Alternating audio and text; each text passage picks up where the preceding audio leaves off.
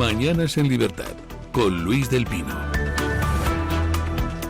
Hola, muy buenos días y cordial saludo para todos. Continuamos con la información a esta hora de la mañana contándoles que el gobierno ha declarado reservado el acta de inspección de la soldadura que presuntamente se rompió en el accidente ferroviario de Adamuz, donde murieron 46 personas. El documento, que fue calificado como apto en su momento, nunca ha visto la luz pública. La polémica se agrava porque Adif retiró de madrugada fragmentos de vía del escenario del accidente sin autorización judicial, trasladándolos a una base de mantenimiento en Hornachuelos. La Guardia Civil había advertido expresamente a Adif que no podía llevarse ninguna pieza. Ante esto, Vox ha solicitado a la jueza instructora la apertura de una pieza separada para investigar esta retirada de pruebas. La formación alerta de que la manipulación de los materiales puede comprometer la cadena de custodia y afectar a la validez de los peritajes. El traslado se produjo entre el 22 y el 23 de enero, días antes de que la jueza autorizara el acceso de Adif a la zona. Tanto la Guardia Civil como la Comisión de Investigación de Accidentes Ferroviarios aseguran que desconocían el traslado. Bueno. Ayer pues continuaban las reacciones a esa noticia terrible de que Adif retiró piezas, tomó muestras allí en la zona del siniestro, que se llevó de madrugada y sin autorización judicial. Vox ya ha dicho que va a solicitar a la juez la apertura de una pieza separada para investigar eso. Hay que investigar quién demonios dio esa orden. El operario que llevó a cabo esa tarea dice que recibió orden verbal de su superior. Ya estamos tardando en investigar al superior, en tomarle declaración para ver quién le dio a él la orden. ¿Y por qué esa ejecución de madrugada, es decir, con nocturnidad? ¿Y cuál era el objeto de todo el asunto? Eso por un lado. Las consecuencias de esa noticia impresionante de que Adif se llevó con nocturnidad muestras sin autorización judicial. Y por otro lado, ayer conocimos otra noticia, la de que Adif declara secreta el acta de la soldadura rota en el accidente de Adamuz. Yo, con esta noticia, según la leí ayer, dije, tate, no es la soldadura. Estamos asistiendo al juego del mago Tamariz. Con una mano gesticulan, declaro secreta el acta de la soldadura, mientras que la otra mano, con nocturnidad, se lleva las pruebas relativas a lo que posiblemente fuera el origen del siniestro. No se sabe todavía por qué descarriló el tren Iryo en Adamuz.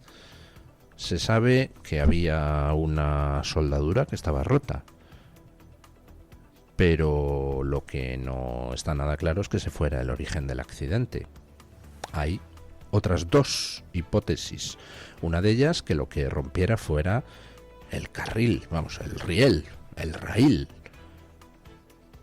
Y la otra, que yo creo que va a ser lo más probable, es que lo que rompiera fuera el cambio de agujas, es decir, el sitio donde hay una conexión entre las dos vías paralelas que permite el paso de una vía a otra. Esas conexiones, esos cambios, esos guardagujas, son precisamente lo que se cambió recientemente en las obras realizadas en todo el tramo. Una posibilidad es que lo que fallara es eso, provocara que el tren se fuera hacia la otra vía, como resultado se produce torsión del raíl, y esa torsión del raíl es lo que hace saltar la soldadura, es decir, que la soldadura no sería la causa, sino una más de las consecuencias de una ruptura previa en la zona de agujas. ¿Y de dónde se ha llevado material Adif? Justamente de la zona de las agujas. Con lo cual pregunto, ¿están gesticulando con una mano, llevando nuestra atención hacia la soldadura, mientras con la otra se llevaban lo de las agujas, que quizá fue lo que rompió? Porque este tipo de actitud es ridícula. Dice, declaro secreto el acta de la soldadura. ¿Y para qué? ¿Para qué lo declara secreto? Pues muy secreto que lo declare, la juez le va a pedir la documentación y va a tener que entregarla. ¿Qué tontería es esa? Lo declaro como secreto para que no se entere la prensa antes del acta de la soldadura. ¿Y qué ganas con eso?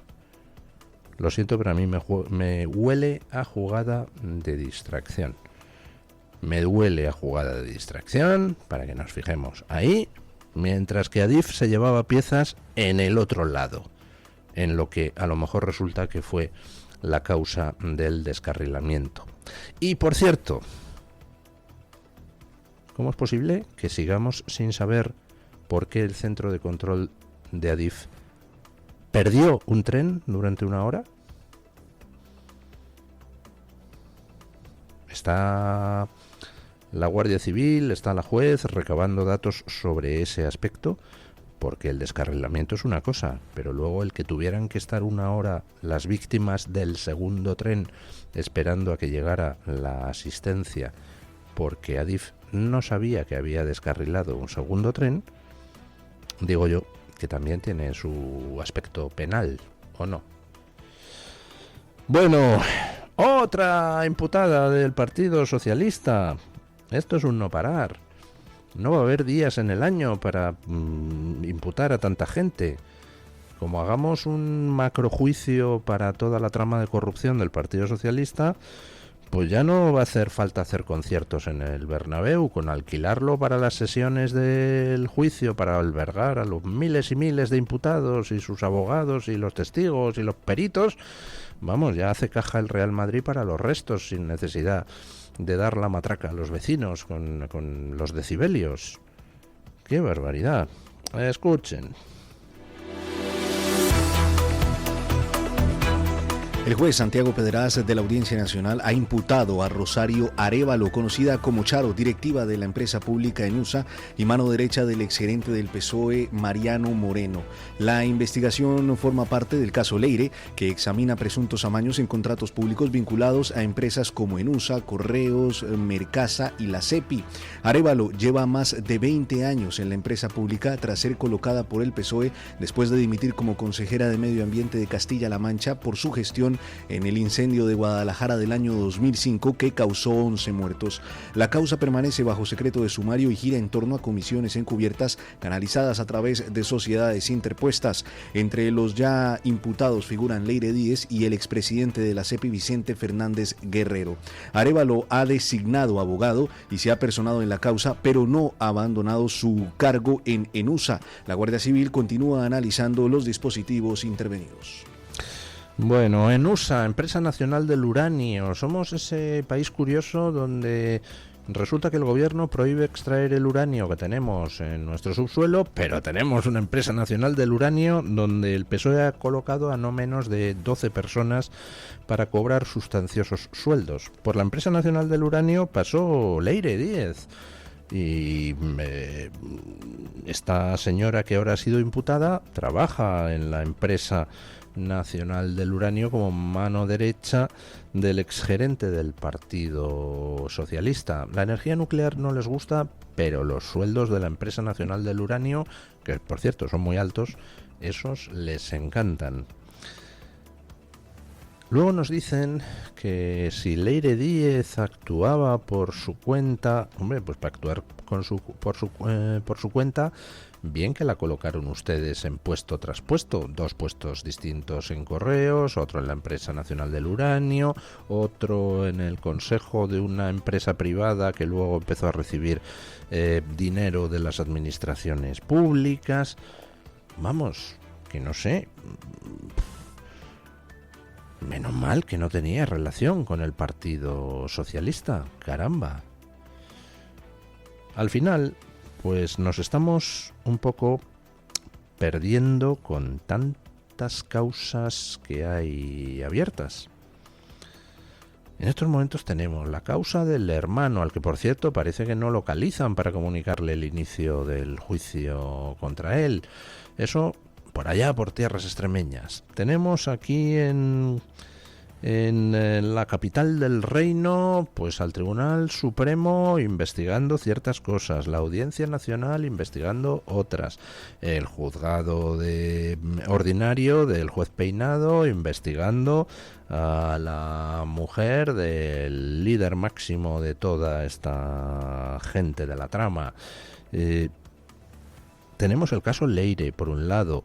El otro caso Leire con las relaciones con el expresidente de la SEPI y con el socio de Santos Cerdán, allá por el norte, en Navarra, en Aragón, en Asturias, con concesiones de obras públicas, parece que a cambio de mordidas.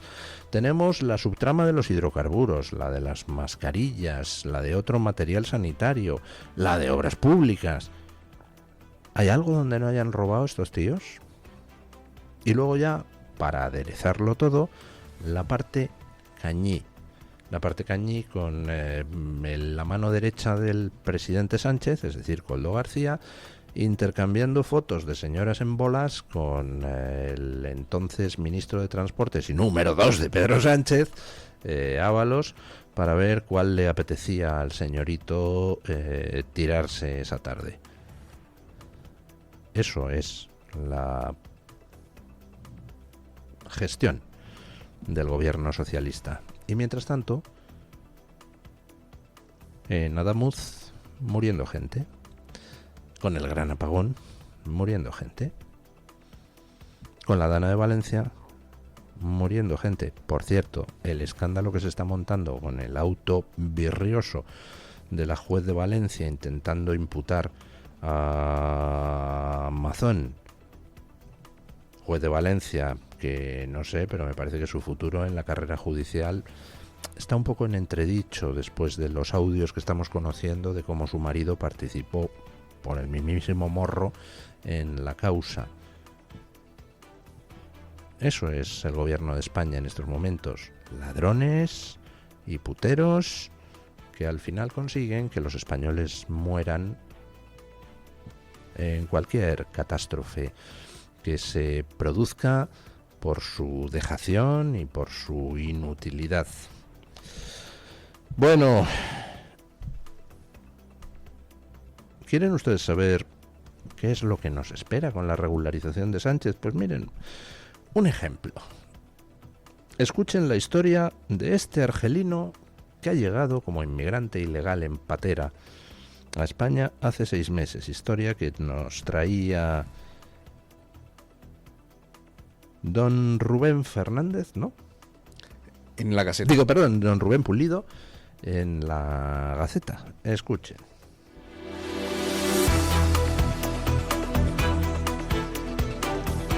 La Policía Nacional detuvo en Orihuela a un ciudadano argelino de 20 años por robo con fuerza en viviendas y resistencia violenta a la autoridad. El individuo llegó a España hace 6 meses en patera por la región de Murcia y acumula más de 20 detenciones desde su llegada. En esta ocasión fue sorprendido en el interior de un portal tras intentar forzar varias puertas en la Plaza Santa Lucía. Llevaba encima 2 destornilladores y varios cables de telefonía. Al ser identificado, se resistió violentamente a los agentes, quedó a disposición judicial y fue puesto en libertad horas después. Sus antecedentes incluyen robos, hurtos, alteraciones al orden público y agresiones, todo acumulado en apenas 6 meses en el territorio español. O sea, un inmigrante argelino llega ilegalmente a España hace 6 meses y es detenido por robo con fuerza. Y se ve que tenía ya 20 arrestos. Hagan ustedes una multiplicación y una división.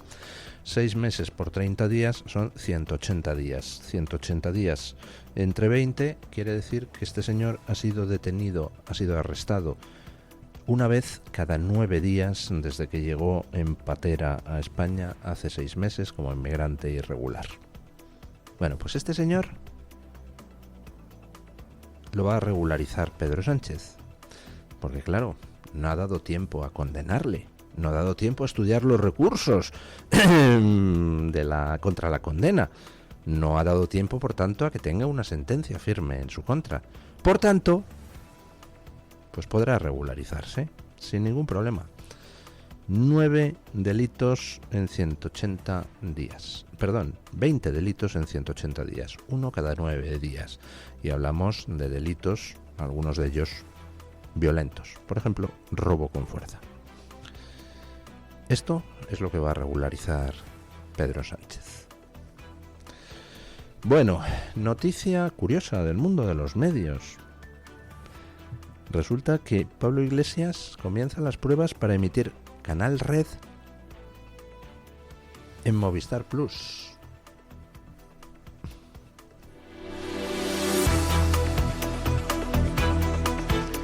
Canal Red, el proyecto televisivo de Pablo Iglesias, ha comenzado las pruebas técnicas para emitir en Movistar Plus. La plataforma de Telefónica todavía no ha anunciado la fecha de inicio ni el día definitivo. El canal, financiado mediante micromecenazgos, cuenta actualmente con 446.000 suscriptores en YouTube y su llegada a Movistar le permitiría intentar multiplicar su audiencia. Canal Red comenzó a emitir en marzo de 2023 tras una campaña de crowdfunding que recaudó más de $500,000. Posteriormente, Iglesias alquiló una licencia de TDT en Madrid. El canal emite programas de actualidad política desde un prisma afín a las ideas políticas de Pablo Iglesias, que previsiblemente pasarán a formar parte de la parrilla de Movistar Plus en las próximas semanas. Canal Red. No lo ve ni el tato. Su canal de YouTube, pues no sé, estoy viendo aquí Pablo Iglesias, estamos en un punto, ¿cómo combatir el acoso fascista? Publicado hace 4 días, 3.000 visualizaciones. Este programa tiene 10 veces eso, pero van a emitirlo en Movistar Plus, Canal Red. Yo creo que tiene más colaboradores Canal Red que espectadores. Pero además hay algo sobre lo que llamaba la atención ayer doña Masha Gabriel en Twitter, y es que hace escasas semanas, ya informamos de ello, Pablo Iglesias se reunió con enviados del Partido Comunista Chino, y lo anunciaron ellos mismos, para estudiar la aportación de contenidos a Canal Red desde China. Es decir, que Movistar Plus, que ya emite, me dicen, algunos canales chinos, va a emitir propaganda china utilizando a Canal Red como cobertura. Porque desde luego, porque tenga mucha audiencia, no lo incluyen ahí. Pues no lo entiendo. Mamma mía. Parece que las relaciones de Sánchez con China marchan bien. Y que Pablo Iglesias, pues hombre, también le es útil a Sánchez en algunas cosas. Por ejemplo, en esto. Luego, pues salen por ahí a hacer un poco de paripé, pues desde Podemos, atacan al PSOE. Son un tándem. Y en las siguientes elecciones, se lo vengo diciendo desde hace mucho tiempo, habrá un frente amplio liderado por el Partido Socialista y luego los de Podemos para recoger los restos de esa gente, el electorado más friki que no quiera votar a ese frente amplio. Bueno, una noticia de su patria, don Guillermo. Petro parece que confisca ahorros privados. Y decían que no nos íbamos a parecer a Venezuela en su momento. Vamos con ello. El gobierno de Gustavo Petro publicó un borrador de decreto que obligaría a los fondos privados de pensiones a transferir más de 25 billones de pesos colombianos, unos 6.700 millones de dólares al sistema público de pensiones. La medida afectaría a más de 118.000 afiliados que se trasladaron de régimen pensional mediante la llamada ventana de oportunidad de la reforma del año 2024. Los fondos privados tendrían un plazo de 15 días para realizar el traspaso una vez se expida el decreto. El gremio Asofondos advirtió que la medida contradice la ley vigente que establece que esos ahorros deben permanecer en los fondos privados hasta que cada persona consolide su derecho a pensión. Su presidente señaló que el traslado anticipado liberaría recursos del presupuesto nacional por el mismo monto, lo que en la práctica equivale a utilizar el ahorro privado de los ciudadanos para cubrir el déficit del Estado. El decreto aún está en fase de comentarios y no ha sido aprobado oficialmente. Bueno, cuando hablas con algunos liberales irredentos, te salen con la mandanga esa de es que las pensiones no son sostenibles. Yo siempre cuando escucho a alguien del mundillo liberal decir eso digo, con razón, los liberales no se comerán nunca un colín electoral en España. Porque ese mensaje de las pensiones no son sostenibles, pues hombre, hace que los pobres mortales, que no somos tan inteligentes como estos liberales, nos preguntemos, oiga, ¿y por qué son las pensiones lo no sostenible?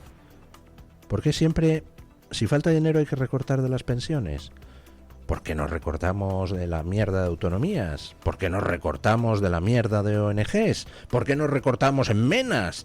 Resulta que no, que hay que recortar en las pensiones. Y ahí están los liberales tratando de decir que el sistema de pensiones no es sostenible. No, lo que no es sostenible es tanto robo y tanto golfo.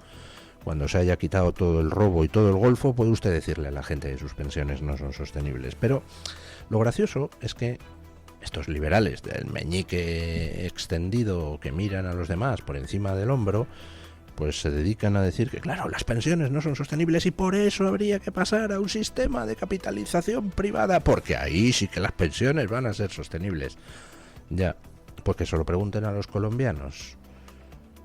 Porque será sostenible un sistema de capitalización privada, pues hasta que resulta que llega un presidente demagogo de la extrema izquierda y dice pues que hay un déficit del Estado acongojante, así que me incauto de 6.700 millones de dólares en los fondos, en los planes privados de pensiones para cubrir el déficit del Estado. ¿Qué sostenibilidad tienen los planes privados de pensiones colombianos? Pues cero pelotero, porque dependen del poder político. Fíjate tú qué cosas. Al final resulta que van a tener que pagar los pobres que han ahorrado su plan privado de pensiones los dispendios que se hacen en otros lados. Y no me digan, hombre, es que eso pasa en Colombia, aquí no pasaría. ¿Seguro? ¿Seguro que un Sánchez no sería capaz de incautarse de ahorro privado para tratar de, cuando la cosa estuviera muy mal, de enjugar el déficit del Estado? ¿Seguro? Pero además, es que en España ya ha pasado. Es que esto es exactamente lo mismo. Lo que pasa que un poco menos complejo y más a lo bestia que lo que se ha hecho aquí con las mutualidades. Con muchas mutuas de funcionarios donde el Estado se ha apropiado del dinero. En fin, consejo a los liberales. Por favor, no lancéis esos mensajes.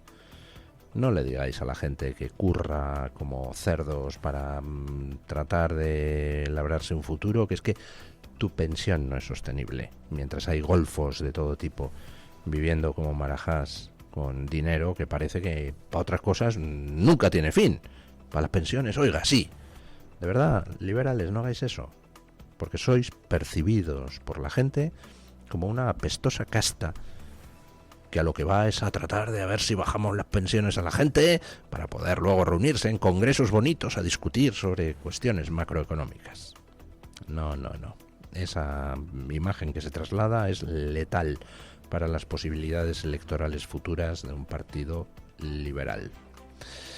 Bueno, vamos con don Paco Carrera para que nos cuente, trae hoy la Gaceta en portada. Buenos días, don Paco. Sí, ¿qué tal? Saludos y muy buenos días a todos los oyentes de Mañanas en Libertad. Les vamos a contar a continuación cuáles son los principales titulares que van a poder encontrar los lectores de la Gaceta en este jueves 26 de febrero. Comenzando por este, que nos lleva hasta Alemania. Casi el 60% de los ciudadanos de aquel país señalan que la inmigración masiva es una amenaza, dicen, para la cohesión social y el futuro de las naciones. El 60% de los alemanes, quédense con este dato. Nos venimos ahora hasta España, donde vamos a destacar dos noticias bastante importantes. La primera, el abandono de las presas que lastra a España, pone en riesgo el suministro, dispara el coste de la luz y no protege ante las futuras sequías. Es una noticia que tiene mucha enjundia, no se la pierdan. La segunda noticia, el segundo titular que vamos a destacar, la Generalitat de Cataluña, la Generalitat del PSC, que paga casi 80 euros al mes para el servicio, atención, del parking del vehículo de Carles Puigdemont. No de cualquier otro presidente o de cualquier otro político, de Carles Puigdemont, un expresidente de la Generalitat, recuerden, prófugo de la justicia española. Pues ese es el dato, 80 euros al mes que paga la Generalitat por un parking. Les recordamos también que tienen a su disposición la sección de opinión. Hoy escriben en La Gaceta Jaume Vives, Carlos Esteban e Ichu Díaz. Una gran selección de opinadores, como siempre, en nuestro periódico, en gaceta.es. Gracias por su atención. Les invitamos a visitar nuestra página.